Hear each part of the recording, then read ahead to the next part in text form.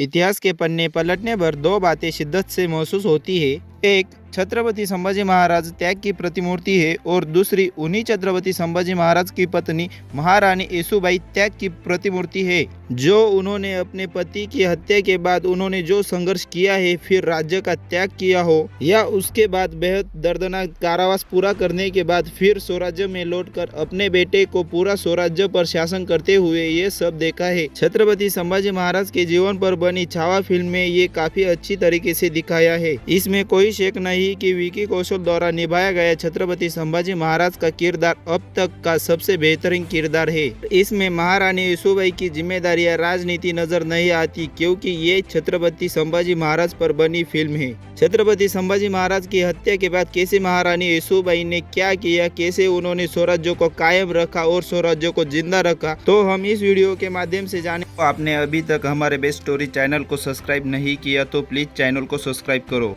और bell icon को on करो, क्योंकि ऐसी नवीन वीडियो आप तक सबसे पहले पहुंचने के लिए। तो आइए शुरू करते हैं। छत्रपति संभाजी महाराज और महारानी येसूबाई का विवाह सन 1666 के आसपास हुआ था, जब छत्रपति संभाजी महाराज लगभग 9 वर्ष के थे और महारानी येसूबाई लगभग 8 वर्ष की थी और उन्होंने लगभग 23 वर्षों तक एक साथ रहे। छत्रपति संभाजी महाराज के शासनकाल के दौरान श्री सखी रजनी जयंती की मुहर लगी। महारानी येसूबाई के नाम कई पत्र और चिट्ठियां मिलती है। घोष सरदेसाई महारानी येसूबाई के बारे में लिखते हैं कि छत्रपति संभाजी महाराज उनकी उपलब्धियों की प्रशंसा करते हैं। राज्य का कोई भी आदेश येसूबाई की सूचना के बिना पारित नहीं होता था। बाद में औरंगजेब ने संगमेश्वर में जब छत्रपति संभाजी महाराज को कैद कर लिया, उन्हें बुरी तरह से यातना दी और फिर तुलापुर के शिविर में उनकी हत्या कर दी।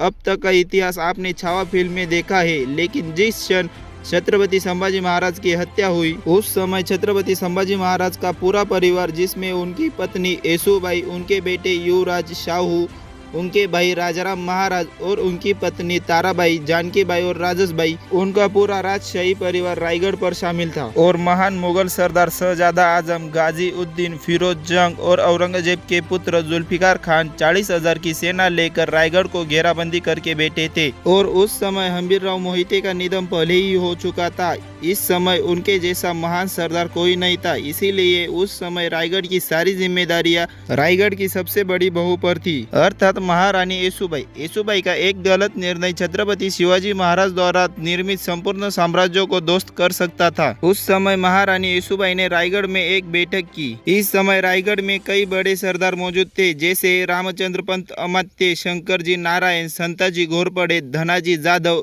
रूपाजी भोसले और संताजी भोसले। सभी को बड़ी उम्मीद थी कि महारानी येसूबाई अपने पुत्रों को अर्थात छत्रपति संभाजी महाराज के पुत्र युवराज शाहू को राजगद्दी पर बिठाएंगी और उसे राजा बनाएंगी। लेकिन महारानी येसूबाई ने अपने 7 साल के बेटे को राजगद्दी पर बिठाने के बजाय एक जिम्मेदार 18 साल के युवक राजाराम महाराज को राजगद्दी पर बिठाया। इस तक का इतिहास आपने छावा फिल्म में देखा ही होगा। छत्रपति संभाजी महाराज के भाई राजाराम महाराज को उन्होंने राजा बनवाया।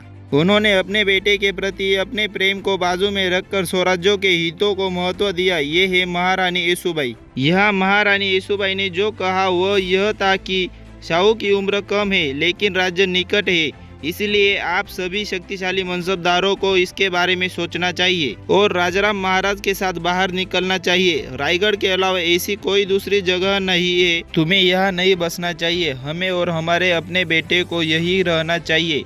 तुम्हें बाहर जाकर सेना इकट्ठी करनी चाहिए और स्वराज्य को बनाए रखना। किला यहाँ नहीं गिरेगा। हालांकि काफी विचार विमर्श के बावजूद यह किला साल तक 6 महीने तक बचा रहेगा। दुश्मन की ताकत इतनी ज्यादा है कि अगर आप प्रांतों में जाकर सत्ता के लिए लड़ेंगे तो भले ही राज्य के संसाधन खत्म हो जाएंगे, आपको तुरंत जाकर दुश्मन को पकड़ना होगा, यह संभव नहीं होगा। इसीलिए राजाराम महाराज और उनके कुल को ऐसे ही चले जाना चाहिए। अगर सब एक जगह रहे तो सारी मसलत खत्म हो जाएगी और सब पकड़े जाएंगे। संपेक्ष में महारानी येसूबाई कह रही थी कि अगर 10 लाख लोग भी मर जाए तो कोई बात नहीं, लेकिन लाखों का पोशिंदा जिंदा रहना चाहिए। सभी रायगढ़ पर रहे तो पूरे परिवार को औरंगजेब के हाथों में जाने से बेहतर है कि राजाराम महाराज रायगढ़ छोड़कर जिंजी चले जाए, तमिलनाडु जाए, राज्य हासिल करे और वहां से हमें बचाने के लिए वापस आए। तब तक रायगढ़ किला उसकी जगह पर ही रहेगा। अगर हम जेल भी चले जाए तो यह सभी के जेल जाने से बेहतर है। इसलिए महारानी येसूबाई ने कहा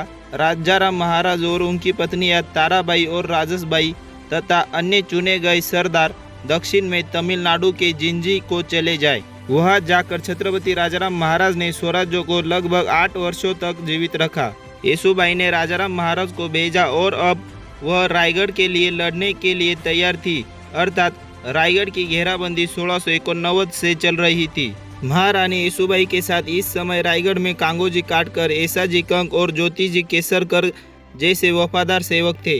रायगढ़ की घेराबंदी कर रही जुल्फिकार खान की सेना का प्रतिरोध छोटी छोटी मराठों की टुकड़ियों द्वारा तोड़ा जा रहा था, जिसमें जुल्फिकार खान के लिए रायगढ़ पर विजय प्राप्त करना असंभव हो गया था। संतजी घोरपड़े और धनाजी जाधव जैसे सरदार यह कार्य कर रहे थे। रायगढ़ की घेराबंदी लंबी होती जा रही थी।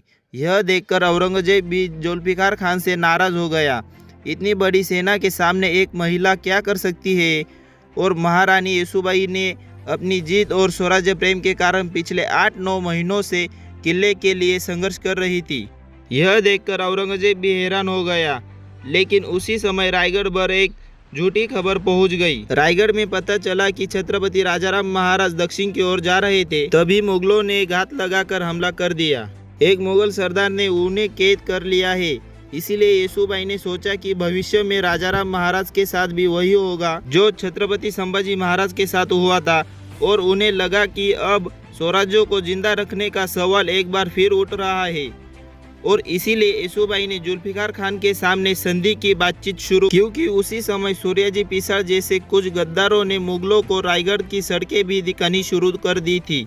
रायगढ़ के नक्शे को औरंगजेब ने उनसे बनवाना शुरू कर दिया था। अंत में उस स्थिति में महारानी येसुबाई का निर्णय सही था, क्योंकि छत्रपति संभाजी महाराज के जाने के बाद मुगल भी घबराए हुए नहीं थे। इसीलिए महारानी येसुबाई ने कुछ शर्तों पर रायगढ़ मुगलों को सौंप देने का सोच लिया कि हमारे पुरुषों की सुरक्षा और हमारी महिला की आबरू पर हाथ नहीं डालोगे। ये समझौता कर लिया गया था। औरंगजेब की बेटी जिन्नुत्सुना ने येसुबाई के सामने उसने कुरान पर हाथ रखकर जुल्फिकार खान से यह वादा करवा लिया था। अंत में लगभग 9 से 10 महीने के बाद 3 नवंबर 1689 को मराठों की राजधानी रायगढ़ मुगलों के हाथ में चली गई। मुगलों ने शहर पर कब्जा कर लिया और रानी येसुबाई और युवराज शाहू भी मुगलों के कब्जे में आ गए।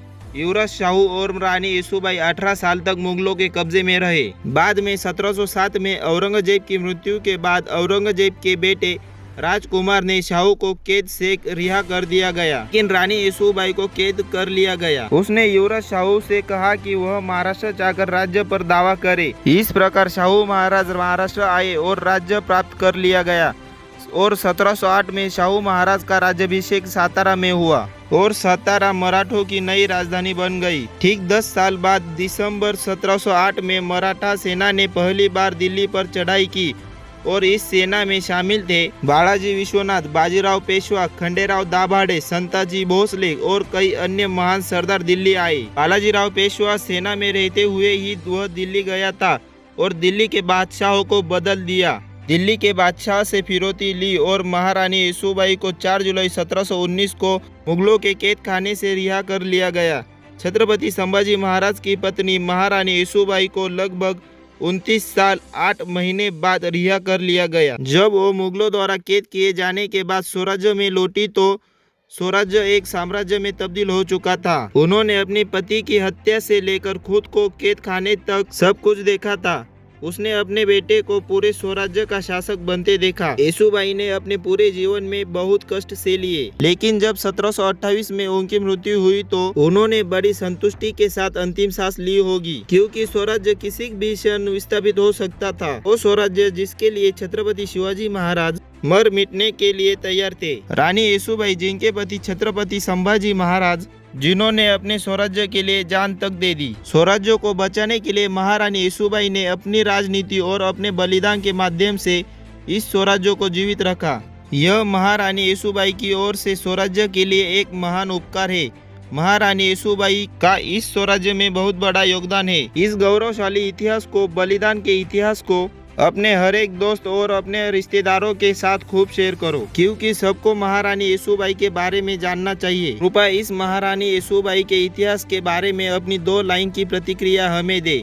आपकी प्रतिक्रिया हमें एक तरह की ऊर्जा देती है। कृपया इस वीडियो को लाइक करें और इसी तरह के और वीडियो के लिए चैनल को सब्सक्राइब करें। मिलते हैं एक ऐसी नई वीडियो के साथ, तब तक के लिए धन्यवाद।